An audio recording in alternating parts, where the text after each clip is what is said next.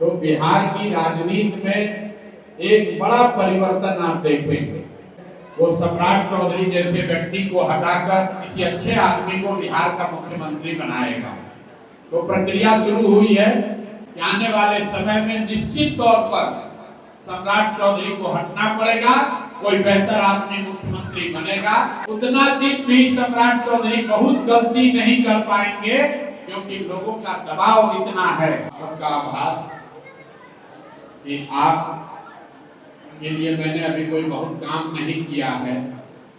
आप मुझे शायद व्यक्तिगत तौर पर भी बहुत नहीं जानते समझते हैं, इसके बावजूद आपने जो भरोसा, जो विश्वास मुझ पर या जनसुराज पर किया है, तो हमारी ये जिम्मेवारी है कि आपने जो भरोसा हम पर जताया है उस भरोसे पर हम खरे उतरे। तो आपने जो वोट दिया उसका असर क्या हुआ पहले उसको आप समझिए। चुनाव से पहले इसी सभागृह में मैंने आपको कहा था ये जो वोट है ये सिर्फ विधायक बनाने का वोट नहीं है। आप जो वोट अभी दे रहे हैं, अगर भाजपा को हराने के लिए आपने वोट दिया तो बिहार की राजनीति में एक बड़ा परिवर्तन आप देखेंगे। बिहार के नेतृत्व में भी परिवर्तन देखेंगे। मैंने ये कहा था कि अगर आप यहाँ वोट देकर भाजपा को हरा दें तो शायद भाजपा का जो केंद्रीय नेतृत्व है वो सम्राट चौधरी जैसे व्यक्ति को हटाकर किसी अच्छे आदमी को बिहार का मुख्यमंत्री बनाएगा। तो प्रक्रिया शुरू हुई है। अभी आपने हराया है 10-12 दिन में, आप अपने वोट का असर देखिए।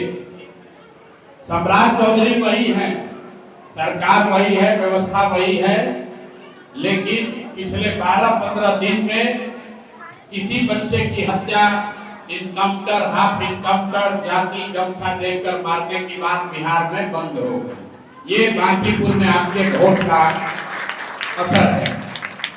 जो सरकार थी यहाँ पर जिन गरीब लोगों के घरों पर बुलडोजर, जेसीबी चलाया जा रहा था, पिछले 12-15 दिन में पटना में बांकीपुर में किसी गरीब के घर पर बुलडोजर नहीं चला, किसी बच्चे की हत्या इनकाउंटर के नाम पर नहीं की गई।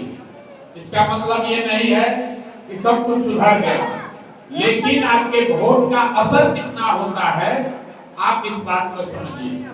लोग समझता है वोट दे दिए, विधायक काम करेगा नहीं करेगा, विधायक क्या करेंगे नहीं करेंगे, हमने अभी काम करना शुरू नहीं किया, अभी हमने शपथ भी नहीं लिया, लेकिन आपके वोट की वजह से पूरे देश में बांकीपुर की चर्चा हो रही है। बांकीपुर में लोगों की चर्चा हो रही है कि यहाँ के लोगों ने जाति धर्म से ऊपर उठ के, दलों की बात न सुन के, पैसे के, दारू के, मुर्गा भात के लालच से ऊपर उठकर लोगों ने अपने बच्चों के लिए बेहतर भविष्य के लिए वोट दिया है। ये पूरे देश में चर्चा हो रही है, आप भी खबर न्यूज में देख रहे हैं। आपने जिस आशा अपेक्षा से वोट दिया है, हम लोग ऐसा समझते हैं कि आने वाले समय में निश्चित तौर पर सम्राट चौधरी को हटना पड़ेगा, कोई बेहतर आदमी मुख्यमंत्री बनेगा। लेकिन जितना दिन सम्राट चौधरी बने हुए हैं, यूपी के चुनाव के वजह से बने रहे या किसी दूसरे राजनीतिक वजह से, उतना दिन भी सम्राट चौधरी बहुत गलती नहीं कर पाएंगे क्योंकि लोगों का दबाव इतना है। लोगों ने देख लिया है कि भैया अगर ये इनकाउंटर कराओगे, गरीब आदमी के झोपड़े पर बुलडोजर चलाओगे, लोगों का राशन कार्ड से नाम काटोगे तो जनता तुमको हरा भी सकती है। ये काम आपने कर दिया, अब 4 बरस हमको आपका काम करना है।